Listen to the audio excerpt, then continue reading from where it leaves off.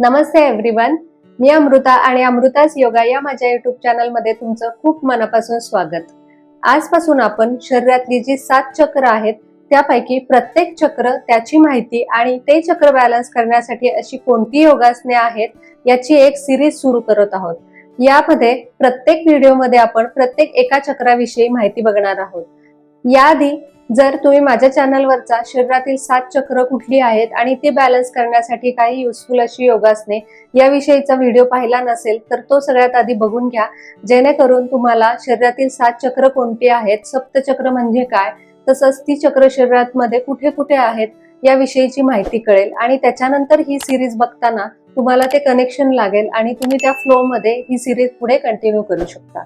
आजच्या व्हिडिओमध्ये आपण शरीरातल्या 7 चक्रांपैकी सगळ्यात पहिलं जे चक्र आहे ते म्हणजे मूलाधार चक्र, त्या चक्राविषयी थोडक्यात माहिती, तसंच ते ब्लॉक किंवा डिॲक्टिवेट झाल्यामुळे शरीरामध्ये कोणते कोणते आजार निर्माण होतात, तसंच ते चक्र बॅलन्स करण्यासाठी अशी कोणती युजफुल योगासने आहेत हे बघणार आहोत. ही योगासने करायला अतिशय सोपी आहेत. जरी तुमचं कितीही वजन असेल किंवा जरी तुमचं वय काही असेल तरी सुद्धा ही योगासने करायला अतिशय सोपी आहेत.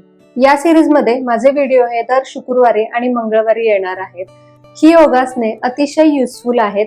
यापैकी रोज जरी तुम्ही प्रत्येक चक्रासाठी एक अशी 7 जरी योगासने केली तरी ते तुमच्यासाठी अतिशय फायदेशीर ठरणार आहे. त्याच्यामुळे आजचा व्हिडिओ आणि ही सिरीज शेवटपर्यंत नक्की बघा. जर तुम्ही माझ्या चॅनलवर नवीन असाल तर सगळ्यात आधी चॅनलला सबस्क्राईब करायला अजिबात विसरू नका. तसंच बेल आयकॉनचं बटन देखील दाबा, जेणेकरून ज्यावेळी मी नवीन व्हिडिओ टाकेन त्यावेळेस तुम्हाला एक नोटिफिकेशन येईल. शरीरातली ही 7 चक्र आपल्या मणक्याच्या तळापासून ते आपल्या टाळूपर्यंत विसावलेली असतात, पण ती शरीराच्या पुढच्या बाजूने असतात. त्याच्यामुळे प्रत्येक चक्रासाठी काही अवयव, शरीरातले काही अवयव हे निगडीत असतात. तर यापैकी सगळ्यात तळाशी जे असलेलं चक्र आहे ते म्हणजे मूलाधार चक्र आणि त्याविषयी आज आपण माहिती बघणार आहोत. आता आपलं मूलाधार चक्र हे ब्लॉक किंवा डिॲक्टिवेट आहे हे कसं ओळखायचं, तर कधी कधी आपल्या मनात उगीच कुठले ना कुठले विचार येत राहतात. सतत कशा ना कशा तरी विषयीची भीती निर्माण होत असते. तसंच आपण फ्युचरमध्ये न घडणाऱ्या गोष्टींबद्दल सुद्धा किंवा ज्या गोष्टींची शक्यता घडण्याची खूप कमी आहे त्या गोष्टींबद्दल सुद्धा विचार करत राहतो की फ्युचरमध्ये हे कसं होईल, हे असं झालं तर काय होईल, ह्या विषयीचा विचार करत बसतो. तसंच एखादी गोष्ट आपल्या पास्टमध्ये घडून गेली असेल, जी की आपल्या मनाला लागली असेल किंवा ज्याच्यामुळे आपल्याला दुःख झालं असेल, त्याविषयीचा विचार आपण खूप वर्षानंतर सुद्धा करत राहतो. तसंच सतत अनमोटिवेटेड राहणं म्हणजेच कशातही उत्साह नसणं, एन्झायटी निर्माण होणं, म्हणजे एवढी एन्झायटी होते काही लोकांना की त्यांचे हात थरथर कापायला लागतात. तसंच डिप्रेशन येणं, काही काम करायची इच्छा न होणं, ही जर लक्षणं असतील तर समजून जायचं की आपलं मूलाधार चक्र हे ब्लॉक आहे किंवा डिस्टर्ब आहे. हे मूलाधार चक्र पृथ्वी तत्वाचं आहे, म्हणजेच याला जडत्व आहे. तसंच या चक्राच्या 4 पाकळ्या आहेत. तसंच या चक्राचं काम काय आहे तर सर्वायवल, ग्राउंड राहणं म्हणजे प्रत्येक गोष्टींबद्दल कृतज्ञ राहणं, तसंच सिक्युरिटी, सुरक्षित वाटणं, नेहमी कशाचीही भीती न वाटणं, आणि सगळ्यात महत्वाचं म्हणजे मीपणाची जाणीव. इथे मी म्हणजे अहंकार नाही, तर मीपणाची जाणीव म्हणजे स्वतःविषयी माहिती असणं, स्वतःच्या कॅपेबिलिटीची माहिती असणं, तसंच स्वतःवर विश्वास असणं, हे या चक्राचं काम आहे. या चक्राशी आपले कुठले बॉडी पार्ट निगडीत असतात तर आपले पाय, हाडं, तसंच आपले दात, मोठा आतडं, हे पार्ट्स या चक्राशी निगडीत असतात. हे चक्र ब्लॉक झाल्यानंतर कोणते आजार होतात तर सगळ्यात महत्वाचं म्हणजे ओबेसिटी, वजन वाढणे. काही कारण नसताना आपलं वजन वाढत राहतं तर समजून जायचं की हे आपलं चक्र हे ब्लॉक किंवा डिस्टर्ब आहे. तसंच आजकाल बऱ्याच लोकांना सायटिकाचा त्रास होतो, हे सुद्धा या चक्राशी निगडीत आहे. तसंच संधिवात, आर्थरायटिस, कॉन्स्टिपेशन, गुडघेदुखी, म्हणजे वयानुसार आलेली गुडघेदुखी नाही तर काही कारण नसताना सतत गुडघे दुखत राहणं, हे सुद्धा हे चक्र ब्लॉक झालेल्याचं लक्षण आहे. हे आजार आपण कितीही ट्रीटमेंट घेतले तरी बरे होत नाहीत, तसंच ते वाढतच असतात. तर याचंच कारण आहे की आपलं हे मूलाधार चक्र ब्लॉक किंवा डिस्टर्ब झालेलं आहे. प्रत्येक चक्राला एक बीजमंत्र असतो आणि त्या बीजमंत्राचं मेडिटेशन केल्याने सुद्धा ही चक्र बॅलन्स व्हायला मदत होतात.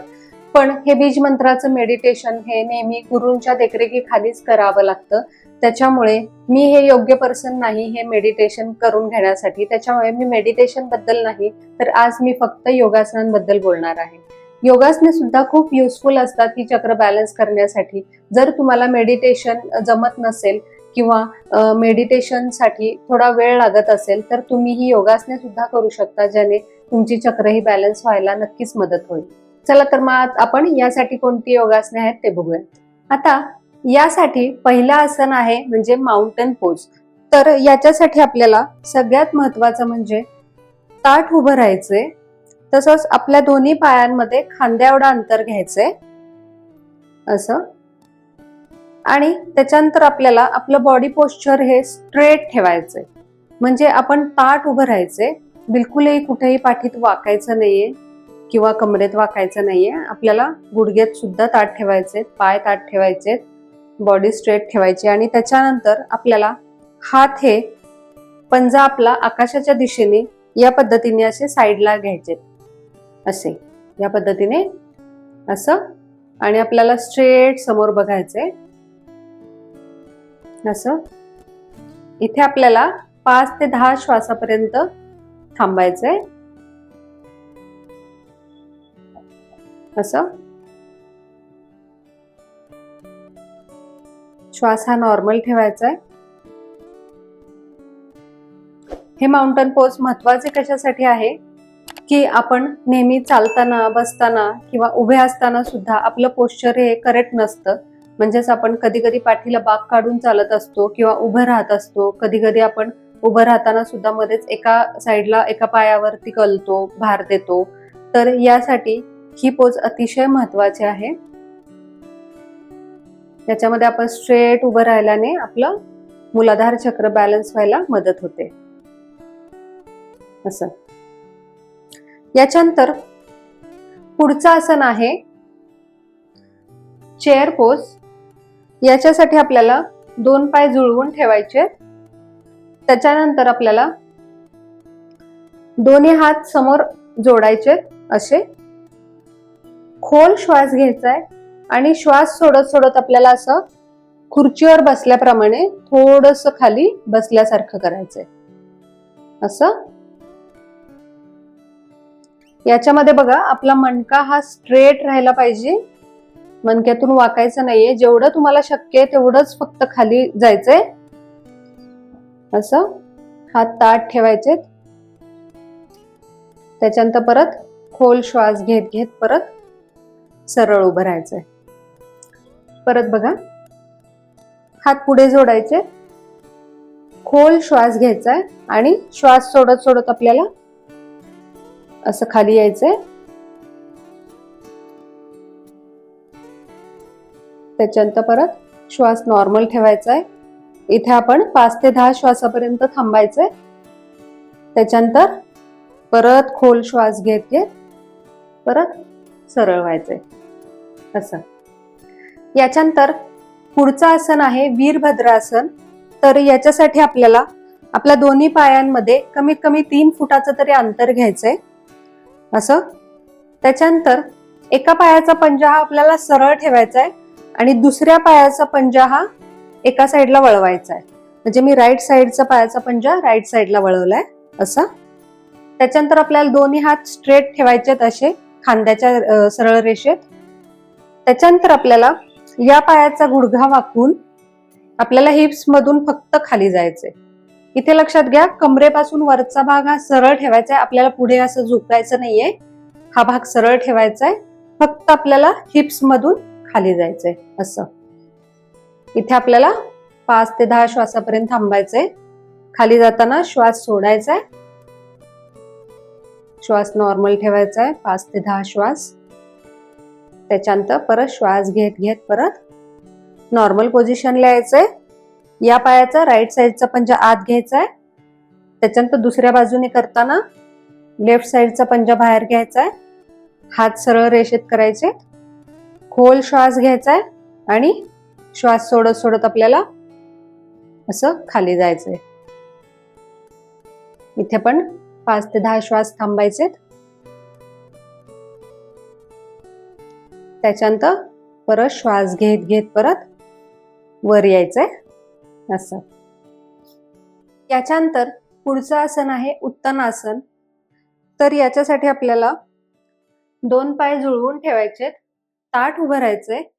त्याच्यानंतर आपल्याला हात असे वर करायचेत आणि आपल्याला कमरेतून हे पुढे वाकायचंय. असं तुम्हाला जेवढं शक्य आहे तेवढं वाकायचंय. जर तुम्हाला इथपर्यंत शक्य असेल तर इथेपर्यंतच थांबायचंय.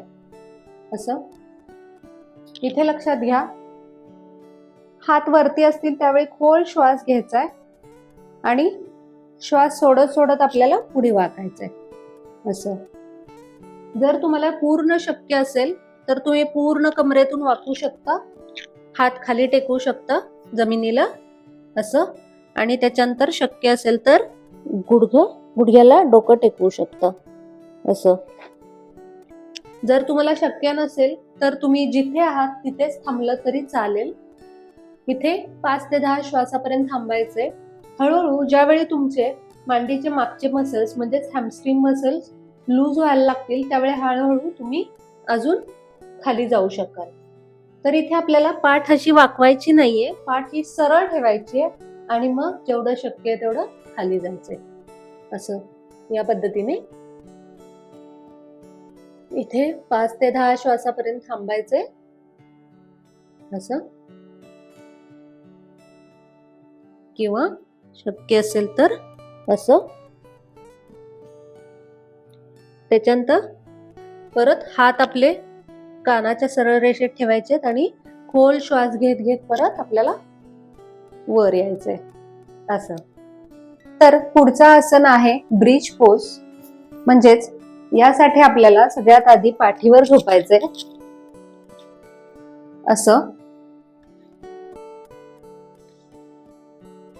आपल्याला दोन्ही पाय गुडघ्यातून फोल्ड करायचे. त्याच्यानंतर हात आपल्याला बाजूला ठेवायचे आणि खोल श्वास घेऊन श्वास सोडत सोडत आपल्याला कंबर वर उचलायची अशी. या प्रकारे अशी जेवढी शक्य आहे तेवढी कंबर वर उचलायची. इथे जर तुम्हाला अशी कंबर वर उचलायला जमत नसेल तर तुम्ही तुमच्या कमरेखाली हात घालून कमरेला सपोर्ट सुद्धा देऊ शकता. हातांच्या सपोर्टने तुम्ही ही कंबर वर उचलून धरू शकता या प्रकारे असं. श्वास हा सुरळीत ठेवायचा आहे, नॉर्मल ठेवायचा आहे. त्याच्यानंतर परत श्वास सोडत सोडत आपल्याला कंबर आपली खाली आणायची. तर परत बघा, खोल श्वास घ्यायचा आहे, श्वास सोडत सोडत आपल्याला कंबर वर घ्यायची आहे अशी.